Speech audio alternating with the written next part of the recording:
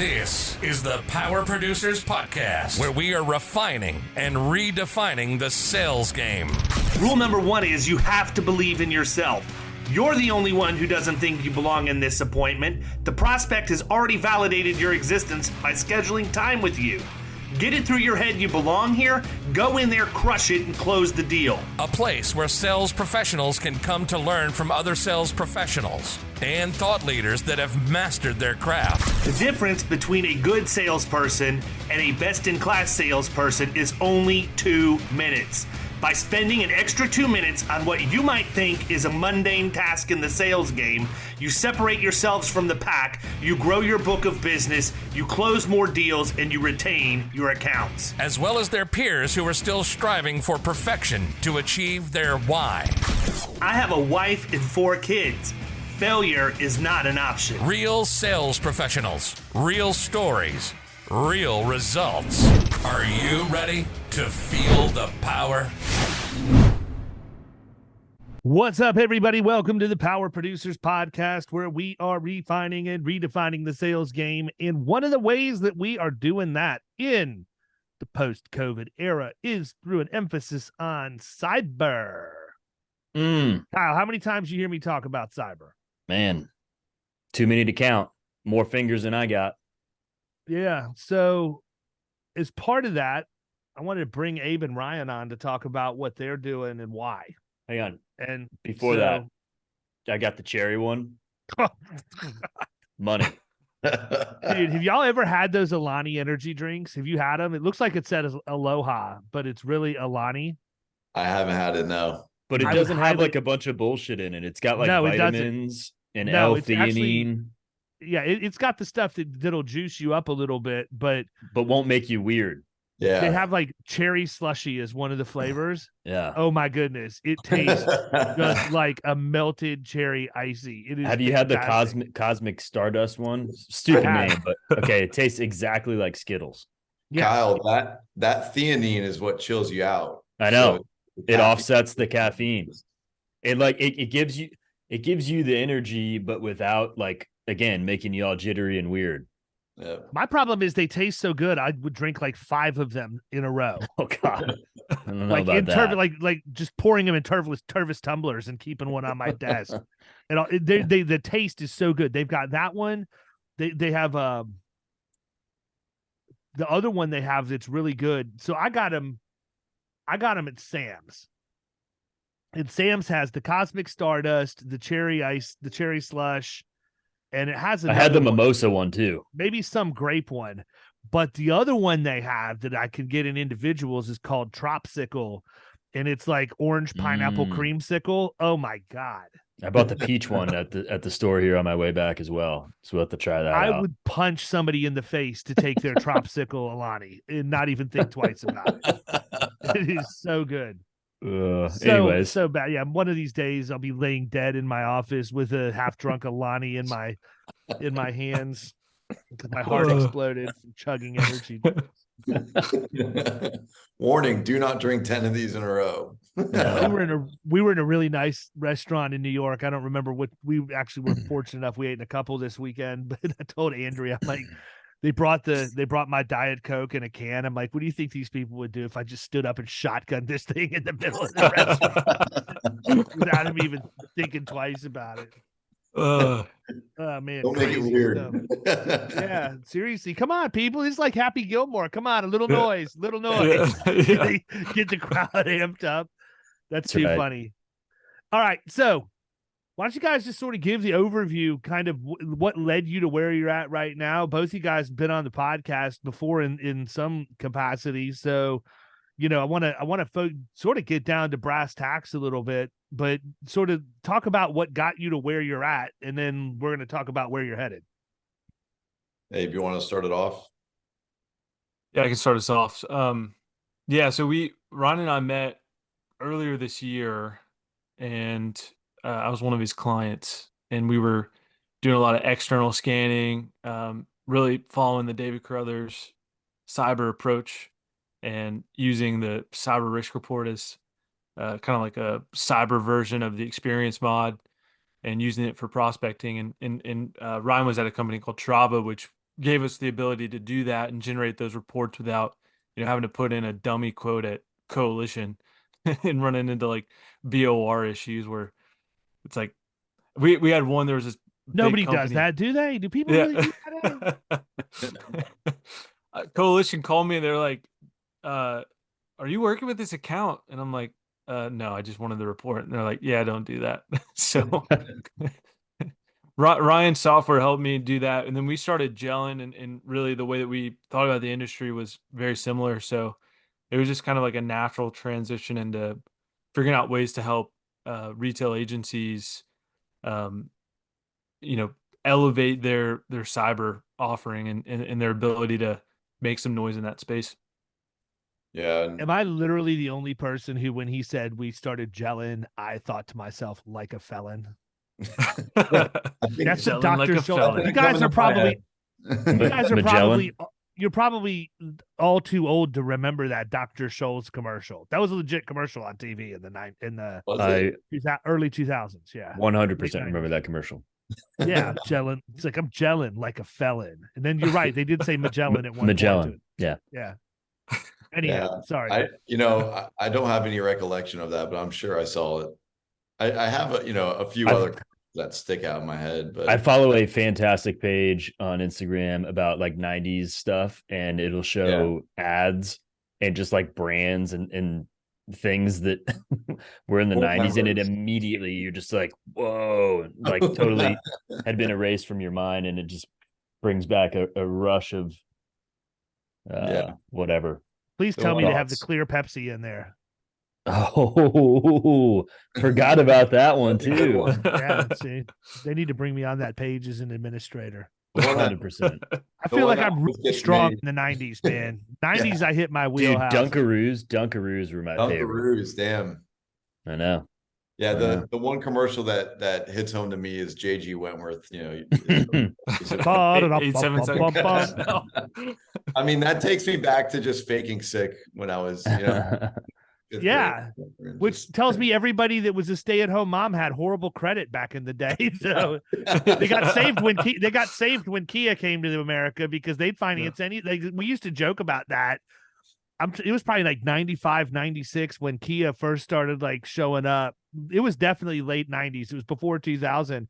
But literally, that was their claim to fame. Bad credit, we don't care. We'll give you 10 years, 100,000-mile warranty and finance anybody. So you're driving down the road, and it's like literally you look at anybody in a Kia, and you're like, terrible credit. Yeah, terrible credit. And we can kind of dive into this, but I mean, if we want to pivot that into cyber, that kind of reminds me of the cyber market right now. I mean, we probably need to, Ryan. Go ahead and keep us on the rails, man. This thing can go anywhere. I mean, I'll go into a little bit more about us, what we're doing, but I mean, right now there's a serious market grab going on in cyber insurance. So, there's a few players that are just, I mean, no credit, no history of work, no problem. Like, here's your cyber policy. We like 2007, 2005 to 2007 real estate vibes going on in the cyber market. Well, I mean, look, I don't want to be. I'm very rarely the one to call names, but I will on this case because I think you have to. Like, what's the deal with the Travelers Corvus situation, right? Corvus just took funding at $750 million valuation, but they sold to Travelers for like 40% discount or whatever it ended up being. And I actually kind of thought that's where this was going to head, because if you guys remember, which I'm sure you do since you're in this space, but if you remember a couple months ago, there was a press release that came out that said Travelers had given Corvus some capacity, which I thought seemed like a really, really odd move at the time. Not so much anymore. But I mean, when you're talking about a market grab like that, look, I don't know anything at all about the inner workings of Corvus's underwriting. All I know is that being on the outside looking in for several years, I've heard they're writing too much too quickly. They're writing too much too quickly. They're out of capacity. They're not going to have the paper that they need. And now I see a company that was, valued at $750 million turn around and sell for $4 and some change. Not even, a year or two later. Mm-hmm. It just tells me there's still a lot that needs to be looked at. It's not as easy as answering 3 or 4 questions and getting a quote. especially when there's no real way to do predictive modeling because it's such a new line of coverage relative to the rest of the insurance world. Yeah, and I'm sure the other. I guess you could categorize Corvus as somewhat of an insurtech. I mean, they're an MGA, but I think people would classify them as an insurtech because of the underwriting platform, and they were really.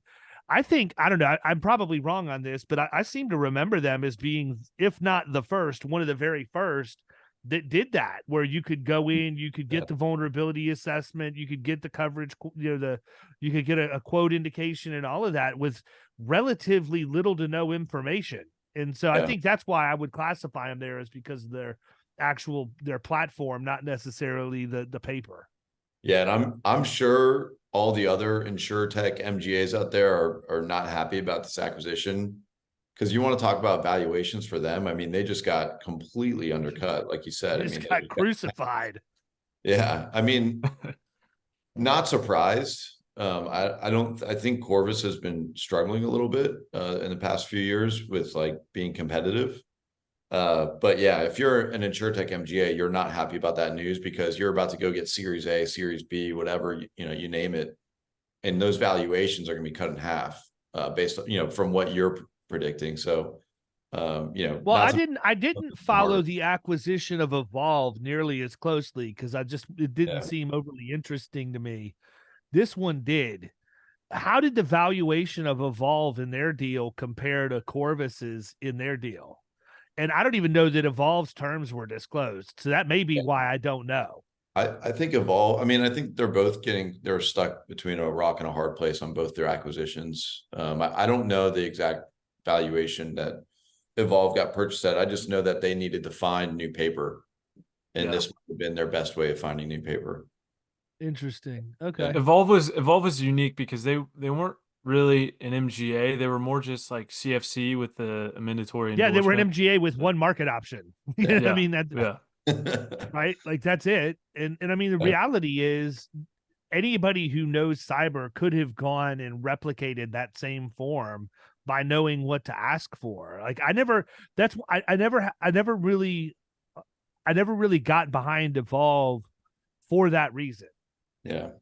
It didn't make sense to me. You have a, like, what, remind me, why is it that I'm using you? Because you're using paper that I can get to on my own for the most part, or through somebody I already have, more importantly, a wholesaler that I already have a relationship with.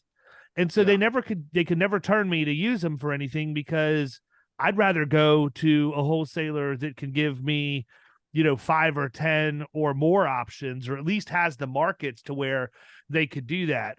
I place a certain amount of faith in a wholesaler of knowing their product better than I know their product. So I'm going to trust them until they show me that I can't. But that was just always weird to me too. You're a single market company, and that's what you're going to hang your hat on. And I think too, if you look at it, Evolve was probably actually pre-Corvus. They were earlier than Corvus was, but those two had to have been, if they weren't 1 and 2, they were pretty darn close to 1 and 2. And look who's leaving the market and getting acquired now. The people who have the most exposure on the books because they've been writing longer and more. Yeah. Yeah. They were just a hell of a marketing machine with those shark videos. I'm sure everybody's seen them, but that's the best thing Evolve ever did. Was their branding and their marketing was 100% on point, man. 100%. Nobody can take that away from them. Right. But yeah, I mean, if we dive into more about what Abe was talking about, what we saw was, agents needed, and what I was seeing at Trava was agents needed help underwriting cyber insurance. And the only way to really do that was be a wholesaler that not only assisted with the underwriting, like gathering the information for the agent, but also doing a due diligence process on their own to make sure that they're translating that information to the carrier. I couldn't do that at Trava because we weren't a wholesaler. We were a technology company. And so I felt the wholesaler was the perfect piece to do that. And so, yeah, I mean, the transition was just natural for me to join in with Cennairus Cyber and to lead this pivot. So, from a high level of what we're doing, that's pretty much it. We're helping agents underwrite cyber, but we're also doing our own due diligence process and being able to translate the cybersecurity information into higher insurability for the client. So talk a little bit about that, Abe. I mean, I'm the client. I've got an agent who tells me I've got cyber exposure. I don't really believe him because I haven't had any claims yet. How do you guys make a difference and equip the agent to go in and make that case? Yeah, so there's a couple Sorry, things, man, I right? didn't mean to throw the sweet chin music right out of the box, but there you go. Yeah, and that's one area I'll be completely honest. It's retail agents are in a really hard spot. I think you can show people their exposures by obviously just like any other line of business going through claims examples and trying to tailor those to them and just saying, does this seem likely, or showing them real examples of, competitors or kind of like similar companies in their space. And, we've all heard them, and the take up rate on cyber is definitely getting better. And the best way to do it is just to have a large vendor contract, require it. That's my favorite. That always helps. Yeah, you want this big contract. Well, that's one of the reasons why I like MSPs, man, because I can go in and have them put it into their master services agreement that to be their client, you should have at least $1 million in cyber coverage, and then have them refer all that business to me. Yep. Right. Exactly. Yeah. So that's, and I'm happy to help people with that on the getting cyber insurance part. That's where we tend to show our most value. There are really great wholesalers out there, and there are really bad wholesalers out there, just like there are really great agents and really bad agents. There's a lot of wholesalers out there that, push paper. They take your PDF that you got and just BCC all their underwriters and hit send. So we found that for cyber, that's not really an effective way to get things done. And we want to help our retail agents get the best outcomes for their clients, because that's what they want, right? That's what an agent wants, is the best outcome for their client. And so the way that we do that is like a big thing. It's like these scans. Like these scans are such a pain in the butt, to be honest, because they lack so much context that they're almost unusable. But they're powering the underwriting engines of like so many carriers. So I go to an underwriter. This application looks fantastic, but they have this one port open, and they're like, yeah, we can't write this unless they close that port. And then I tell the underwriter, well, this port, like they're running an important service on this port. They have compensating controls behind the scenes, and they need to have that port open to run their business. But we've had to educate our underwriters more than anything to underwrite risks and not classes. And then also, like, let's look at these scan results that you're running in context, because people need to run their businesses and sometimes they need open ports. But like, let's look below like the port scan and figure out what are the compensating controls behind the scenes that make this a good risk.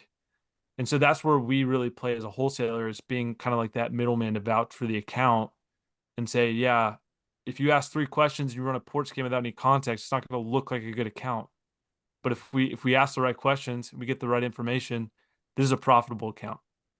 Yeah. Context is everything. Like, it's almost like defensive and offensive moves that we're doing here. It's like the only reason why we're having to run these scans is because the carriers have adopted this scanning method for underwriting. And we all know how that's gone. I mean, I'm sure all the listeners on here know how that's going. Like, you go to your client, you're like, hey, we got to fix this open port that I don't really know what it is or what it does, but it's no. And frankly, the underwriter doesn't really know either. They just know that, hey, if it's critical, I have to put this on my subjectivities list. And so it's like defense. We're just running the scans just to make them away, so we can have the information ready to go when we go out to market and be like, hey, there is a reason, have the context behind it. This is the reason why this port is open. And there's got to be other things that people can do, like you mentioned, like some controls they can put in place, even though the port is open, in order to make it less of a risk. Like, talk about some of that. Yeah, 100%. Abe, before you do that, real quick though, before you do that, here's the thing, man. For all you agents out there that are like already starting to nod off a little bit because you think that this stuff just takes care of itself, this is really no different than how you approach any other account that has any potential risk to it. The cyber scan in cyber, the cyber line of coverage is no different than a pre-inspection for workers' comp at a manufacturing facility.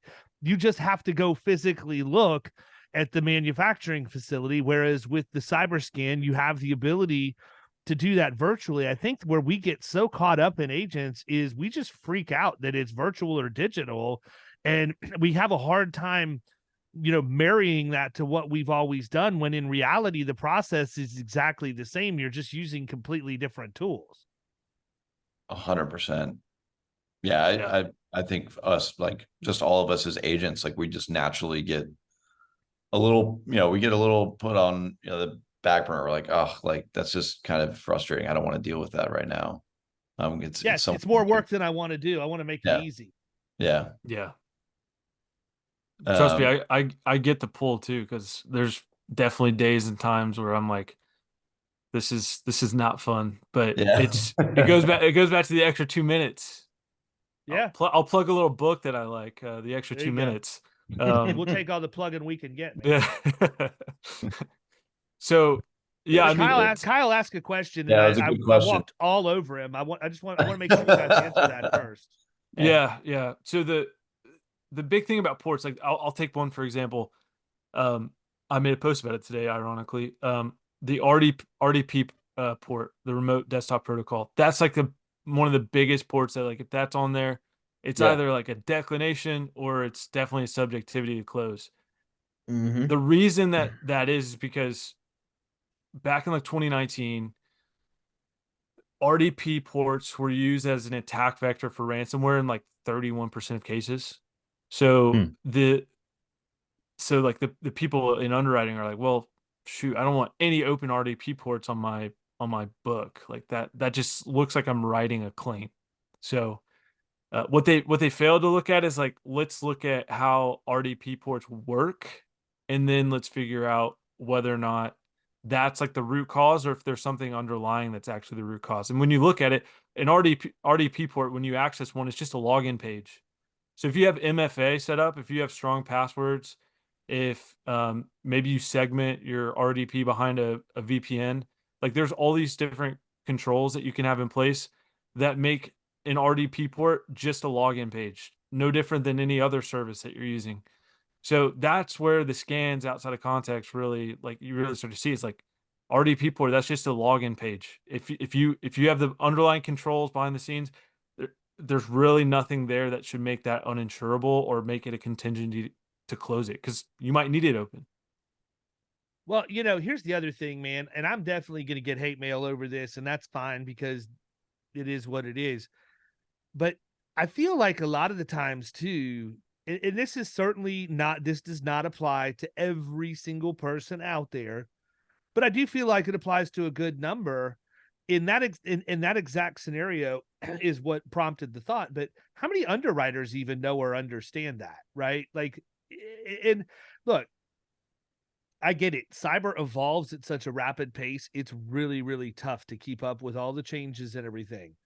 But I just feel like if that were something that were to show up, that in an underwriter's screen or in their top secret book of underwriting cyber, they're going to pull it out and they're going to flip to the page that says open RDP port, and they're going to read what it says their response should be. And that's it. Like, they don't really know how it works, what it does, what could control it, what could secure it, what vulnerabilities exist. It's like, nope, that's it. This book's right here tells me no. And that's where their knowledge of cyber ends.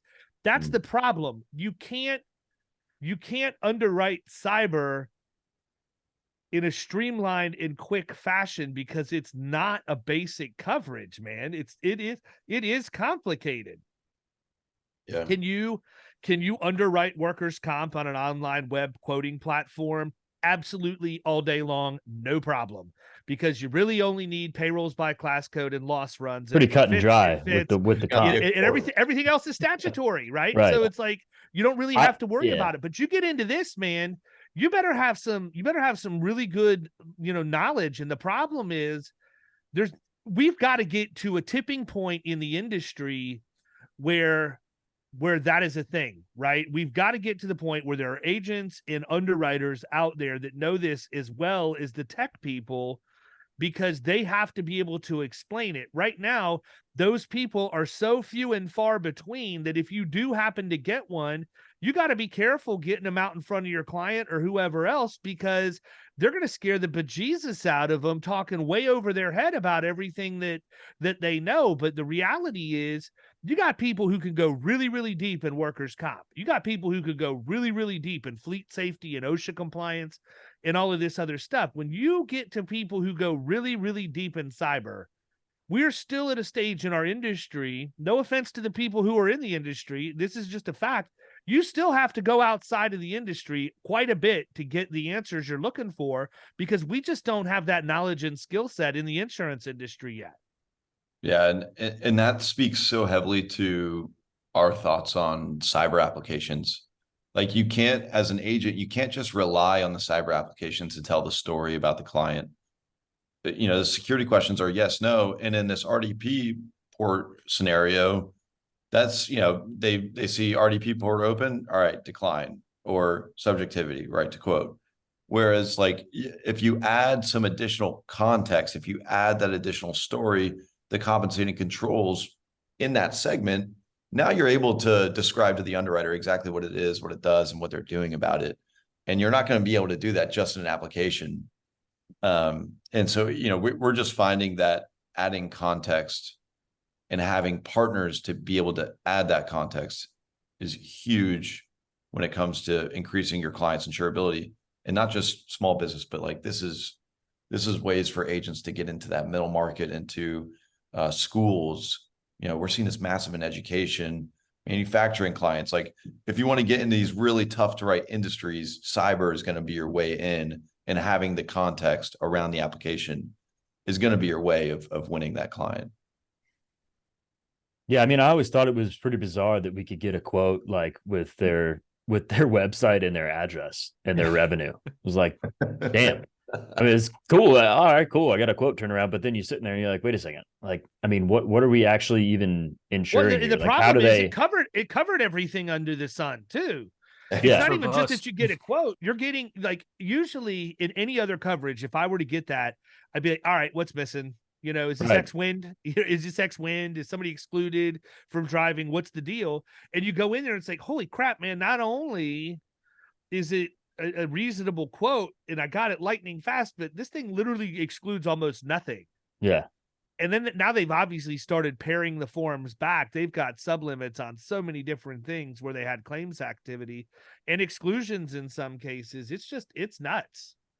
Yeah. Well, the interesting thing for small business is that I asked one of the heads of cyber at probably a top 4 or 5 cyber carrier, and just asked them, like, why are we doing this where we're just asking, you know, a domain, and that's pretty much it, because they just pull in all the data from everywhere else. You just plug in the website, you can get a quote. And they told me, based on our data, we can pretty much underwrite any risk under 25 million in revenue with 0 questions and still write it profitably. So I mean, that's crazy. It's crazy. wild. It's super crazy. I mean, there's no way that's sustainable. I had another underwriter at, you know, one of the larger underwriters or carriers in the cyber insurance space tell me the only reason why we ask the MFA question is to put clients into 2 buckets. It's not like actually measuring the cybersecurity posture of the client. It's just saying, okay, if they have the recognition that they need MFA, they're probably taking a look at their cybersecurity. Therefore, they're a better risk than somebody that doesn't have it. And that's the only way that they're deciding on the 2 buckets is, okay, they have MFA. That means they're paying attention. So we'll give them every single coverage under the sun. And that's just not sustainable. No, well, I mean, you've seen over the past, whatever, 10 years, like it's changed. I mean, like we've talked about it on the podcast a number of times about how it is, sort of mirrored the EPLI back, from 25 years ago or so, and not having the claims data, and now it's starting to roll in. So I mean, I agree. I don't see how that's a sustainable model to just collect minimum amount of info. I mean, I don't know. I've not looked at the numbers like you guys have and all that kind of data, but it doesn't seem on the surface like it makes very much sense to me. Yeah, I think the problem is Kyle, put yourself in a startup founder's position and you're trying to woo VCs. Like, does it make VCs excited to say, hey, I'm going to start an MGA and we're going to have a really long, detailed application, and we're going to take our Right. time to underwrite the risk, and we're going to, be selective, and we're going to do all the things that, traditional underwriting would tell us to do. Like, that just doesn't get VCs excited to dump, tens of millions of dollars into your company. So everybody's following the same playbook. They're skinning the cat, just a slightly different way. Mm. And I think, like other industries, we'll probably just see it fade away eventually, or they'll just get gobbled up by the legacy players that, will never go away. Like, I personally think it's a good thing that that Travelers acquired Corvus, because you can kind of, you know, eat the meat and spit out the bones of what, insurtech MGAs have been, and then you get the backing of a really established legacy carrier that's not going to be as reckless with the way that they approach the industry. So I hope, honestly, I hope more of it happens. Yeah, and Travelers isn't reckless. So, I mean, especially from what I've seen on how they underwrite. I mean, especially on MFA, They're they're crazy. well, yeah. But Well, it's going to be their interesting to see appetite- what they do, man. I mean, they bought volume. Now what are they going to do with it? yeah. Well, from my conversations, people are excited about the idea of like a standard carrier like Travelers being able to offer the kind of like ancillary services that Corvus does, and almost be like an insurtech, but it's it's like writing it with Chubb or Travelers or whatever, or CNA. So people are excited about that kind of blend if that's the direction they go. I just can't imagine them adopting the same underwriting process moving forward. I don't see how that can happen. And I think the other thing too, man, is if you look at this from where a lot of the risk lies, look, we can talk all day about the massive companies and the massive breaches that you hear about, because that's what makes the news. What you don't hear about is all the crap that's happening every day with ransomware and everything else in small and medium businesses, which certainly includes middle market. $25,000 ransomware demand, that's not going to make national news, but the TJ Maxx breach is, or, the breach in New Orleans or anywhere else, that big stuff is what people focus on. The reality is you're dealing with small and medium sized businesses. And a lot of times those people, A, don't have the know-how, which means they do need us, but B, don't have the money or don't want to spend the money to fix anything, because in their mind, they don't, oh, nobody wants to mess with me. I'm just a small, mom and pop, whatever. When in reality, they're probably an easier and bigger target, because it's death by 1,000 cuts for these people. They'd rather go get a bunch of $25,000 ransomwares a day than go for the one big one, because there's less of a chance of them getting caught. That's a good point. Oh yeah. We like to think of these cyber attacks as like, well thought out, like strategic attacks on certain companies, but it's really just opportunistic. So these cyber attackers find some sort of vulnerability, and then maybe it gets published in their hacker forums, and then they just go find that vulnerability. And if you're in the crosshairs, you're in the crosshairs. So everybody will probably, over the course of their business, will be in the crosshairs. You can prevent them from being successful, but doesn't mean that you're not going to be in the crosshairs probably every single day in some capacity. So as you guys are working with agents, you probably have the ability to see the good, the bad, and the ugly. What are some common mistakes you see happening on the agent side of the house that you can talk about that'll help these ladies and gentlemen as they're out prospecting new business to know to avoid? The biggest mistake that I see across the board is scrambling to submit the insurance application kind of last minute. I just avoiding the proactive nature when it comes to cyber applications. Like, you can't wait 30 days to submit these things. And you're not going to win in the hard to write industries operating that way. We have two ways of underwriting at Cennairus Cyber. We have the traditional way, which is get the application, try to run some due diligence real quick and get it out the door. But then we also have our proactive way where we can run our analysis, meet with the IT team, go over what the 5 or 6 controls that they need to implement to become not only more secure, but more insurable. And putting yourself as the agent in that scenario where you can go to the client and say, hey, we're not going to just hope and pray when we go out to market. We're actually going to do a full analysis here. I think the biggest mistake is agents overstepping that and just sticking to the bread and butter of what the industry is just doing in cyber. And that's just blowing these applications out to market and hoping that they get a good quote back. Well, I think it can't stop at the application either, because agents have been lying to underwriters for years. It's the supporting documentation that they need to have too. It's not just, yes, we have it anymore. It's, yes, we have it, and here's who we use, and here's a copy of our most recent monthly invoice to prove that we're paying for it. Because we see it and people are like, oh, that's ridiculous. That's an insult. No, it's not. Because y'all been out getting fleet discount or GPS monitoring discounts on fleet policies for years, and you don't even bother to ask your client if they have GPS in the vehicles, right?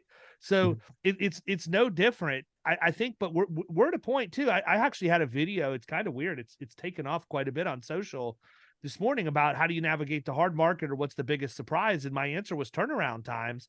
But really, when you think about it, turnaround times are always going to suck for people who put together a crappy submission. It's just they suck more now than they used to. And usually there's an end message they don't want in the form of a declination or whatever else. But yeah, I really think that a couple of things. Number one, agents need to make sure that they're asking the question behind the question and getting follow-up documentation to prove that that risk is every bit as clean as they think it is. And number two, I think they need to read that crap when they get it, because it's only going to make them smarter for their next client and prospect. Learning cyber is not something you can just, yes, you can go to get your designation from Chubb, or you can go to the rubles at the National Alliance. But by the time you get that, everything you learned is probably going to be just about out of date because of how fast it moves. And I got to believe that by taking the time, like when an underwriter asks a question, I have no problem saying, hey, I'll get you the answer, but why are you asking this? What's the intent behind it?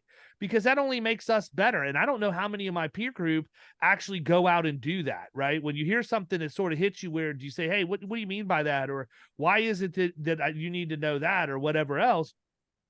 When they just, nope, I got a quote, or no, let me get you the answer. And they move on, and they don't do it. Because if you take the time now, that could be the difference for you at the point of sale on the next deal. Yeah. I mean, if you're having to weather through that question, you can assume that the prospect is going to have the same questions. They're going to be like, well, why do you need that? I think the issue is that it's been made so easy for so long. And you just go in and like we talked about, you get a quote, turn around quickly, you pass that off. You don't have to learn anything, and it does change all the time. So it's a lot to keep up with. And agents, by and large, are just like, whatever, it's easier for me to not do that. So I'm just going to go somewhere where I can get a quick quote and shoot it back over to them. Yeah. And, I think what's interesting is cyber's in like a typical it's following actually a typical insurance cycle. I think for the first time in its history of being somewhat of a primary coverage, where like you see property right now, it's hard as can be, right? But what happens is, I'm sure in 2 years, or maybe even sooner than that, a new player or a new financial capacity will come in, undercut the market, and it'll be a race to the bottom. I've seen it in property a few times in my career as an agent where that happens. It goes up and up and up, race to the bottom, and it starts climbing from there. And I think cyber is no different right now. You're seeing people come into the market. You're seeing a lot of ILS structures come in. You're seeing new capacity come in, and people are undercutting the market for a market grab and valuations. And right now we're in a race to the bottom. So it's almost like who can ask the least amount of information, who can get the fastest quotes out, is going to win. Right? And that's not going to last forever. And so, if you're an agent that's just relying on that to win, in a year from now or 2 years from now, you can be caught with your pants down. Like, you need to be prepared and running an efficient quoting process and have your clients still staying up to par on their cybersecurity. If you're not, they're going to find themselves in a really tough place in a couple of years from now, when that hard market does come in. I feel like it's already here, man. It's hardening. I don't think we're going to know exactly when we're at the pinnacle of the hard market, because we got a while to go before it builds up to that point. Yeah. Which is crazy, because, people are getting bad news all over the place with property and everything else. This is not going to go away. It's going to follow suit until people begin to take it more seriously. I think it's a good time, though, to get, while it's a really hard market, and there's probably two sides of this coin. Because, like, if you're meeting with your client and they just had a 100% or 50% or whatever percent rate increase on property or any other kind of hard line of coverage right now, it's it's kind of a hard ask to want to cross sell cyber. But if you're talking about strictly new business, I think it is a pretty decent time to get into cyber if you haven't already, because it's almost like cyber on training wheels right now. You can pretty much not know what you're doing and kind of get by with this market, and you can get accounts placed that have literally no controls. It's just kind of a free for all. So I would say that if you haven't started offering cyber insurance to every single one of your clients, not only just for your E&O, I'd always heard of this example of like, hey, you haven't offered, cyber insurance to your clients. They get hit with an attack. There's, pretty big loss there. And then the agent gets sued. I actually saw that take place in Tennessee with an agent where there was a CPA firm that didn't get offered cyber insurance, and they got hit by a ransomware attack. It's like 500,000 in losses, and they sued the agent. So now we have like a precedent set to kind of make it should be a part of your process in every single really in any interaction that you have with your clients, to be able to just offer it. I think that's like a good first step. Like, if you haven't started, it's just offering it with the acknowledgement of rejection or acknowledgement of rejected coverage letter. That's like step one, and then you can kind of move on from there. When you guys are talking with agents, what are you hearing for them? What's the pushback they're getting on the streets? What do they say their clients tell them? Like, when you go back and say, these are the things that have to happen, or, we're probably not going to be able to get you the best result possible. What kind of pushback are they getting? Cost of compliance, inconvenient to invade on their day. Like, I'm just genuinely interested. Yeah, there's a couple things. So I think we need to realize how expensive control implementation actually is. So like if you wanted to roll out MFA for a company with 100 employees, we're looking at probably about $50,000 to roll that out. So there's a lot of insurers right now that are pretty pissed off because they had to go spend a bunch of money on MFA or whatever the control was during the hard market that these carriers were requiring. And then now the carriers have kind of gone back on that requirement, and it's not really, they're just kind of iffy on it. So that's one thing. Like, additionally, there's a lot more, especially in the middle market, a lot more people are having to get compliant with certain security frameworks. So they're spending even more and more on their cybersecurity. And, like, you see announcements almost every single day, like, hey, we're proud to announce that we're SOC 2 compliant, or whatever it might be. They're spending lots and lots of money. Those are six-figure plus type, processes to go through. And they're not seeing really an alignment with their cyber insurance premium. Like, underwriters for cyber insurance, they look at controls, they look at industry, they look at revenue, but they don't really look at anything else. So the agents that have an answer for, hey, how can we translate your investments in cyber security to better insurance outcomes? And then the ones that can continue to preach, just strong controls, that's really what matters most here, are the ones that I see that win a lot of accounts and are able to get really cool meetings, especially the ones that are able to kind of play on that pain that, you're spending a lot of money, but your rate is increasing because the insurer threw your new revenue into the underwriting engine and it spit out one that was higher, even though you probably reduced your actual risk. I have a thought. It's not in relation to your question, David, but it's a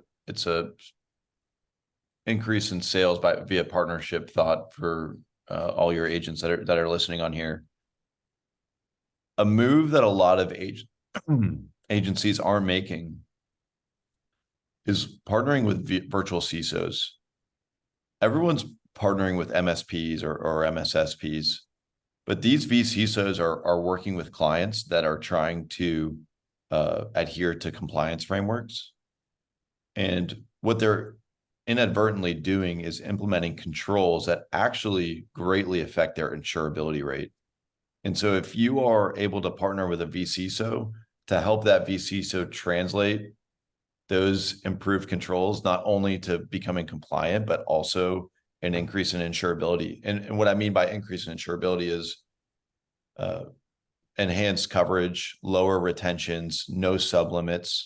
Sure, you can get premium credits, but like those first three things, primary, then you can empower that vCISO as an agent to bring something to market that really not a lot of vCISOs can talk about or can relate to those security controls. So if you partner with that vCISO, you're helping that vCISO become a better one.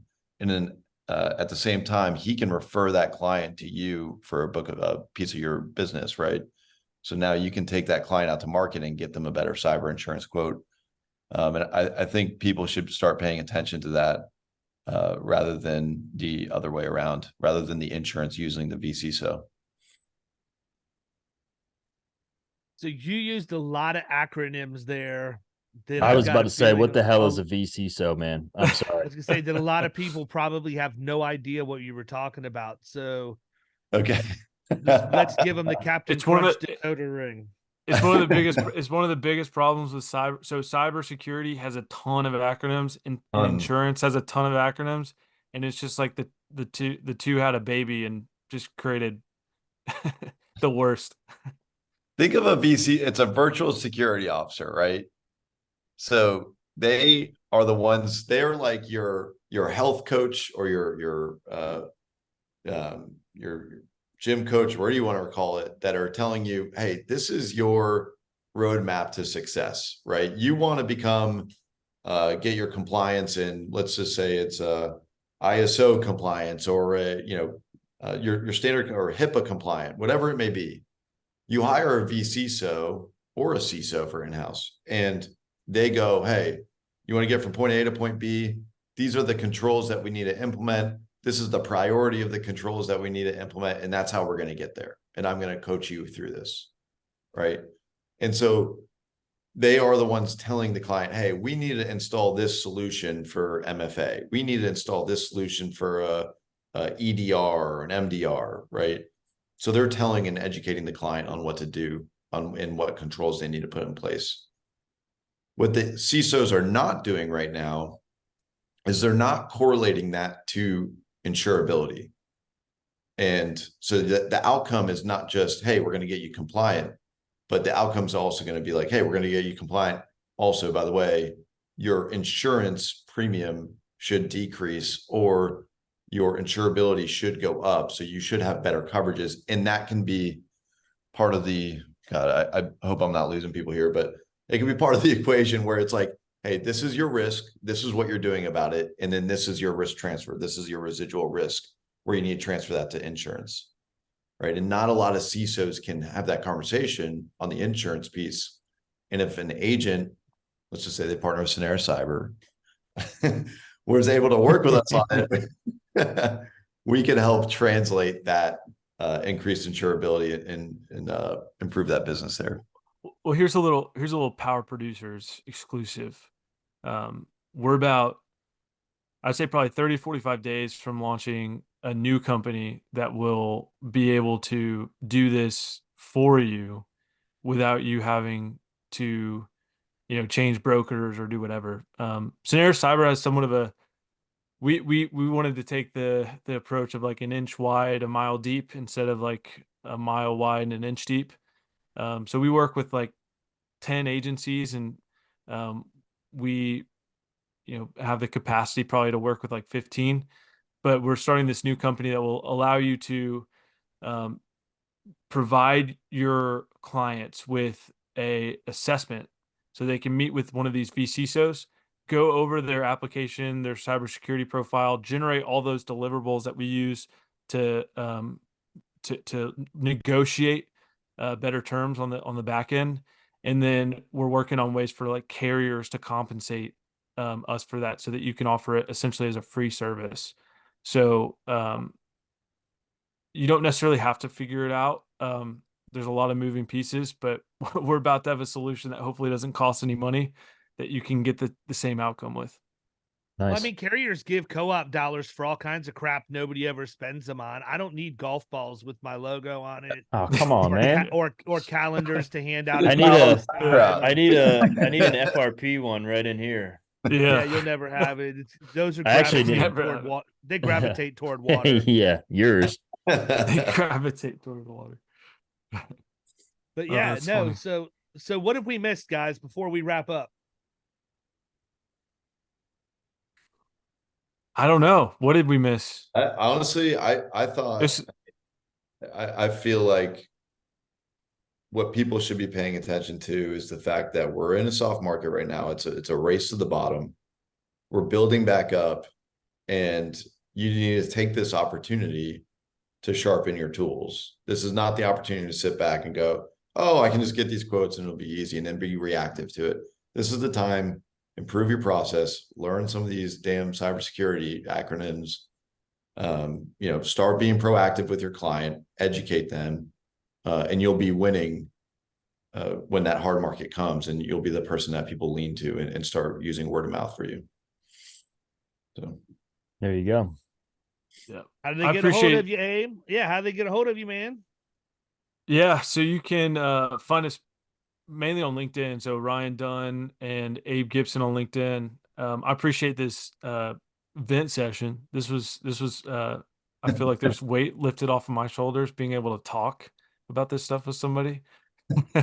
So As I opposed appreciate to y'all. doing rhetorical LinkedIn posts. Yeah. Yeah. It's nice. That's usually how Abe vents, is just by throwing some bait out there to see who's going to jump on the bandwagon and chew him out that day. You can, well, I mean, you can tell that I was kind of shaped and formed by Nick Ayers and some of the things that I do. Yeah, you guys are both like the bad guy in WWE. Like the whole crowd hates you when you come out. At some point, I'm waiting until you turn over to the good side. Abe and I call each other at 8, 9 o'clock at night to just vent before we go to bed. Just got to get it off our chest real quick. Got to do it. Can't go to bed angry. Yeah, that's right. Maybe that's what I'm doing wrong, man. Maybe I should vent to my wife about cyber insurance before I That's where we started. It That'll doesn't work well. That'll cause. Yeah, I was gonna say that'll cause additional problems. Yeah. Yes, it will. All right, Hey, fellas. you got my number. You got my number. I'm always available. Yeah. So listen, you can find these guys on LinkedIn. I highly encourage you do that. If nothing else, follow them, because I know both of them put out relevant information all the time, and it's worth the read when you see something posted, because it's usually pretty much what's going on right now, not what happened. There's a little bit of maybe what's to come, but they're keeping you current with everything that they know, which is a huge advantage over your competition who's not doing that. So highly recommend you at least give them a follow, but check them out on the internet as well. And we're gonna go ahead and wrap this one up, man. We got Dr. Billy Williams at 2:00 sharp, and Nice. well, at 2:00 sharp, you better be recording with Dr. Billy Williams. He's gonna let you know 2:01 is not 2:00. So we're gonna go ahead and wrap this up, everybody. We will catch you next time. See ya.